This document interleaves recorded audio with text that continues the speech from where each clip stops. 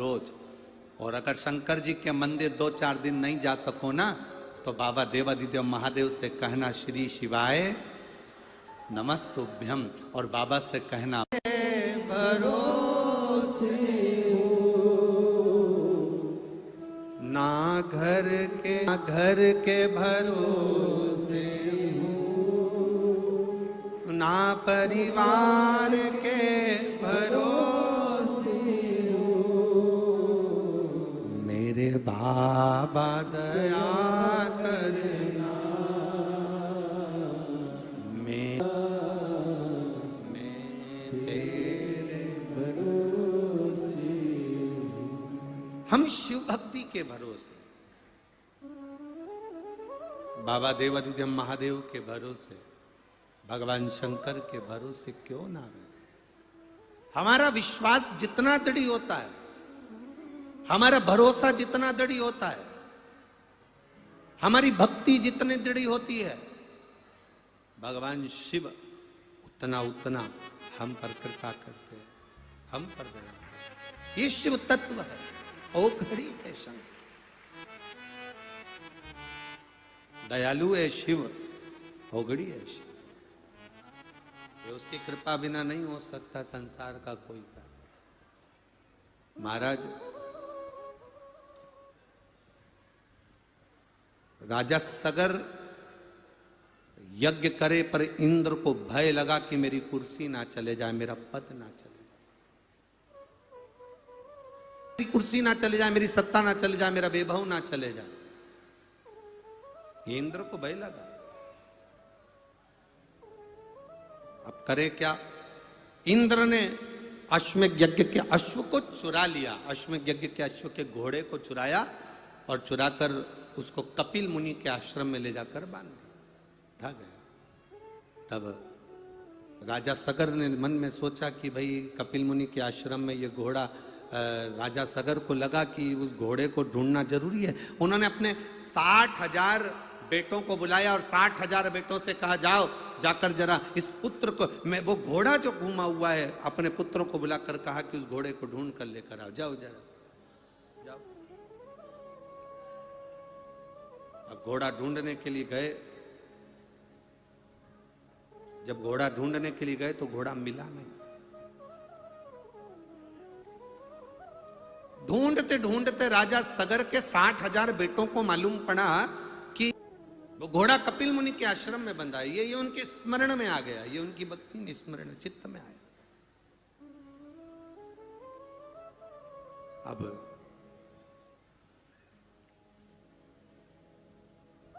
गए 60,000 राजा सगर के पुत्र, और 60,000 राजा सगर के पुत्र जब पहुंचे तो 60,000 राजा सगर के पुत्रों ने जब पहुंचकर देखा तो कपिल मुनि के आश्रम में वो अश्व बंधा हुआ था, वो घोड़ा बंधा हुआ था।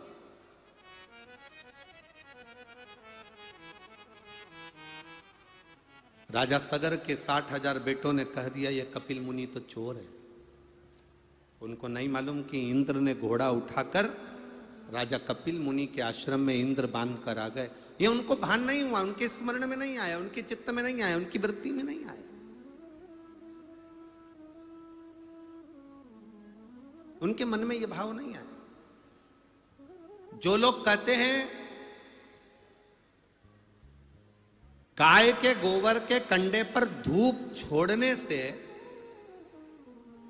घी गुड़ शक्कर घी छोड़ने से क्या पितरों को मिलता है, वो इस कथा को बड़े ध्यान से सुनना। गो पितर शिव महापुराण की कथा यह कौड़िया में हो रही है, इसको जरा ध्यान लगाकर सुनना, चित्त में बिठाकर सुनना कि धूप छोड़ने का फल क्या है, क्या प्राप्त होता है। क्या 60,000 राजा के पुत्रों ने जाकर देखा तो घोड़ा जो था वो कपिल मुनि के आश्रम में बंधा था। सबने कहा यहां कपिल मुनि का आश्रम में चले जाओ चले जाओ, पर जब व्यक्ति के भीतर अहम उत्पन्न हो जाता है, अरे कपिल मुनि होंगे अपनी जगह पर, ऋषिवर होंगे अपनी जगह पर, एक गुरु का ये काम होता है घोड़े को चुरा लेना, एक गुरु का ये काम है कि अश्व को चुरा लेना। यह अच्छी बात नहीं है,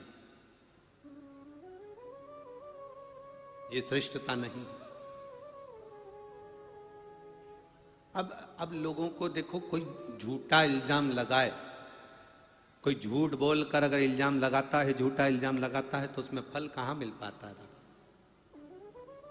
लगाया गया झूठा इल्जाम, कपिल मुनि के नेत्र खुले और 60,000 राजा सगर के 60,000 पुत्र एक दृष्टि से जलकर भस्म हो गए। एक दृष्टि से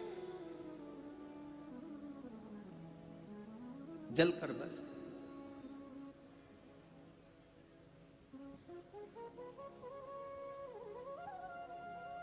साठ 60,000 पुत्र जब एक दृष्टि से जलकर भस्म हुए। शिव महापुराण की कथा कहती है, कोई संत, कोई सदगुरु, कोई ऋषिवर, कपिल मुनि कर क्या रहे थे? कपिल मुनि का काम क्या था? बस ध्यान लगाकर नेत्र बंद कर कर भगवान शंकर की भक्ति में कपिल मुनि डूबे रहते थे, शिव भक्ति में डूबे रहते।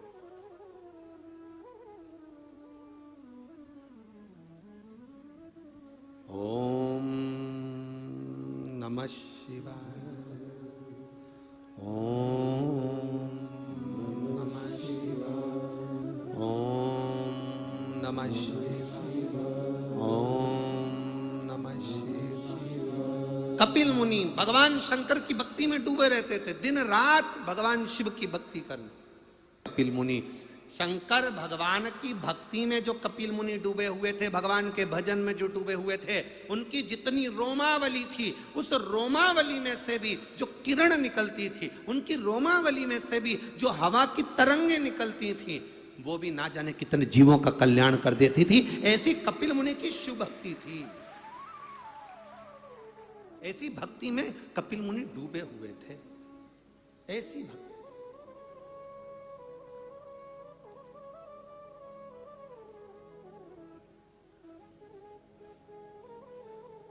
एक बात आप लोगों के बीच में पहले कथा में कही, आज फिर कह रहे हैं, जितने लोग शिव महापुराण की कथा पंडाल में बैठकर सुनकर अपने अपने घर के लिए जाते हैं, रास्ते में जितने भी लोग उस व्यक्ति के मुख का दर्शन कर लेते हैं, तो भी उनकी 71 पीढ़ी तर जाती है, केवल शिव पुराण सुनकर जाने वाले जीव का मात्र दर्शन मात्र। ये क्या, हमसे लोग कहते हैं आप ये बेलपत्री कहते हो, बेलपत्री खाओ, बेलपत्री रखो, बेलपत्री। हम तो कहते हैं, देखो दर्जी होता है ना, तुम्हारे गांव में है दर्जी? दर्जी जब किसी का कुर्ता सिलता है ना, किसी की शर्ट सिलता है, 60,000 राख के ढेर बन गए, समाप्त। 60,000 बेटे राजा सगर के वापिस नहीं आए। गोपितर शिव महापुराण की कथा कौड़िया से कह रही है, 60,000 राख के ढेर बन गए, वापिस नहीं आए। तो पिता राजा सगर को चिंता लगी। राजा सगर की एक रानी से 60,000 लड़के हुए थे और एक रानी से एक लड़का हुआ था, जिसका नाम था असमंज। राजा सगर ने अपने पुत्र असमंज को बुलाया और असमंज को बुलाकर कहा, असमंज तुम्हारे भाई नहीं आए 60,000, जरा पता करो कि वो घोड़ा लेने गए थे, अश्व लेने गए थे, कहां चले गए? जाओ जरा पता करो, तुम्हारा भाई कहां गए? 60,000 मेरे पुत्र गए थे, 60,000 की 60,000 एक तो वापिस आता, पर कोई नहीं आया। जरा पता करो असमंज, तुम्हारे भाई गए कहां हैं? राजा सगर ने अपनी दूसरी पत्नी के पुत्र को असमंज को भेज दिया। असमंज ढूंढने के लिए गए, ढूंढ ढूंढ कर राजा असमंज थक गए, पर 60,000 भाइयों का पता नहीं पड़ा। अब भाई जीवित हो तो मालूम पड़े, भाई जिंदा हो तो मालूम पड़े।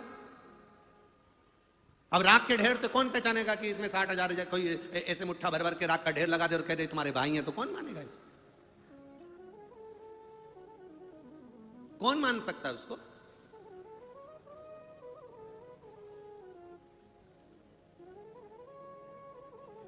असमंज की आंख में जल भर गए, रोने लगे। कई लोग कथा में आते हैं, उनकी आंखों में भी पानी रहता। जब वो शिव महापुराण की कथा सुनते हैं तो कभी कभी उनकी आंख में आंसू आ जाते हैं। बाबा ओ मेरे भोले बाबा कब सुनोगे। ढूंढने के लिए गया, अब घबरा गया ढूंढ ढूंढ कर कि मुझे मेरे भाई क्यों नहीं मिल रहे, मेरे भाई कहां है, मेरे भाई कहां है। ढूंढ ढूंढ के थक गए। जब ढूंढ ढूंढ के थक गए तब उन्होंने देख लिया कि अब मेरे भाइयों तो मिल नहीं रहे तो क्या करेंगे। बहुत प्रयास करा तो भी कुछ निर्णय ना निकले तो सतगुरु की शरण जाइए। इसलिए मैं किसके पास जाऊं, असमंज विचार में पड़ गया, मैं जाऊं तो जाऊं कहां, किससे निवेदन करूं कि मेरे 60,000 भाई नजर नहीं आ रहे, 60,000 भाई नहीं दिख रहा, मेरे 60,000 भाई कहीं चले गए, वो नजर नहीं। तब एक साथ में जो रथ चलाने वाला था उसने कहा, महाराज एक काम करो, चलो गुरु के दरवाजे चलो, गुरु बाबा के पास। कोई राह ना सूझे, हर तरह से जब उलझनों में फंसे पड़े हो तब फिर किसी सतगुरु की शरण जाइए। गुरु वो नहीं होना चाहिए जो अपने करीब में तुम्हें बिठाकर रख ले, दिन भर अपने साथ में रखे, तुम्हारे धन का भोग करे और बाद में मालूम पड़े कि तुमको छोड़ दे। ऐसा गुरु नहीं होना चाहिए। गुरु वो हो जो तुमको अपने पास नहीं, तुम्हें शंकर के दरवाजे तक भेज दे, राम के दरवाजे तक भेज दे, परमात्मा के दरवाजे तक भेज दे। प्रभु की शरणागति तक जो भेजे वो गुरु है, जो अपने करीब में बुला रहा है। मेरे पास आओगे तुम्हारा दुख मिट जाएगा, मेरे पास आओगे तुम्हारी तकलीफ मिट जाएगी। समझ लेना असली नहीं है, नकली है। जाओ उस परमात्मा के दरवाजे जाओगे तो सुख का अनुभव होगा, आनंद का अनुभव। गए, एक रथ चलाने वाले सारथी ने कह दिया कि अपने गुरु के पास जाओ। कभी कभी हमारी पड़ोसन कह दे, क्यों तकलीफ है, शंकर जी के मंदिर जाया कर, एक लोटा जल चढ़ाया। ये पत्रों में लिखा है, शिव के मंदिर जाया कर, एक लोटा जल चढ़ाया कर, दुख मिट जाएगा, सारी समस्या का हल एक लोटा जल। बोल बम का नारा है, बाबा एक सहारा। लोग कह दिए तू जाए, पड़ोसन कर रही है, जा तेरा दुख मिटेगा, जा। और मेरे भोले तेरा सहारा है, मेरे भोले तेरा सहारा है, मेरी नैया का तू किनारा है, मेरी नैया का तू किनारा। असमंज से सारथी ने कहा, गुरु के पास चलो, चलो गुरु के पास। अरे गुरु जी के पास जाएंगे और कहेंगे कि हमारे भाई नहीं मिल रहे, ये कोई बात होती है? नहीं, गुरु के पास जाकर बोलने की जरूरत नहीं पड़ती, वहां तो बस गुरु की दृष्टि पड़ जाए, गुरु जी के सामने एक बार हमारा चेहरा आ जाए, गुरु अपनी दृष्टि से कल्याण कर देते हैं। और गुरु गुरु होता है, उसके अंदर जो भक्ति होती है वो भक्ति का बल प्रबल होता है, भक्ति का बल। चलो असमंज गुरु के पास जाओ, गुरु की शरणागति, भगवान का मंदिर, शिव महापुराण की कथा बहुत सुख देती है। जैसे देवराज नाम के ब्राह्मण मंदिर के अंदर गया, 2 कदम चलकर मंदिर के अंदर गया और बाबा की कृपा ऐसी हुई कि बेलपत्री के पेड़ के नीचे प्राण छोड़े थे और देवाधिदेव महादेव देवराज को लेकर गए थे।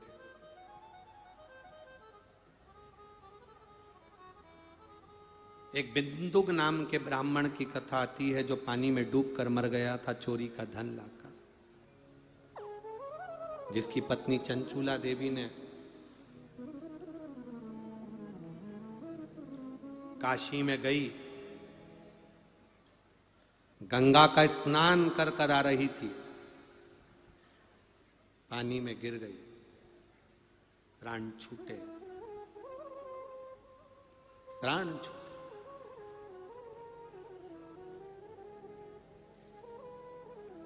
शिव धाम चली गई, पार्वती जी की सहेली बन गई। पति प्रेत योनि में पड़ा, उसकी मुक्ति नहीं हो रही है। कहा शिव महापुराण की कथा करवाओ। किसके पास जाऊं? तुमरुका जी के पास भेज दिया। तुमरुका नाम साधारण नहीं है। जिस नारी को 30 साल तक 35 साल तक चाहिए, 40 साल तक औलाद ना हो, एक सफेद आंकड़े की जड़, पति पत्नी दोनों मिलकर जाएं, सफेद आंकड़े की जड़ को लेकर आए, तुमरुका जी का नाम लेकर, तुमरुकेश्वर महादेव का नाम लेकर 21 बार शिव जी पे घुमाकर, नंदी के पास में खड़े होकर शिव जी का दर्शन करते करते कमर में बांधे, बाबा संतान देता है। अभी हमने शिव तत्व में वो आनंद समाया है, शंकर भगवान की भक्ति में वो सुख समाया है, वो मिलता है। देवादिदेव महादेव भगवान शंकर कृपा सागर, करुणा सागर, दया सागर ने कृपा करी और तुमरुका जी ने शिव महापुराण की कथा कही। ईसा जी गोरा जी बनकर, गणा गोर बनकर शंकर पार्वती भगवान शिव की कथा में आ रहे हैं। जोरदार ताली बजाएं। इस कल अपन कथा में सुनेंगे, कंडे पर गाय के गोबर का जो सूखा हुआ कंडा होता है, उस पर घी शक्कर के धुएं का क्या महत्व है, धूप का क्या महत्व है, पितरों को धूप क्यों दी जाती है, देवताओं को धूप क्यों दी जाती है, उसकी गंध का, उसके सुगंध का क्या महत्व, कल की कथा में श्रवण करेंगे। ईश्वर जी और गोरा जी आ रहे हैं। जोरदार ताली बजाएं ईश्वर जी गोरा जी के लिए। हर हर महा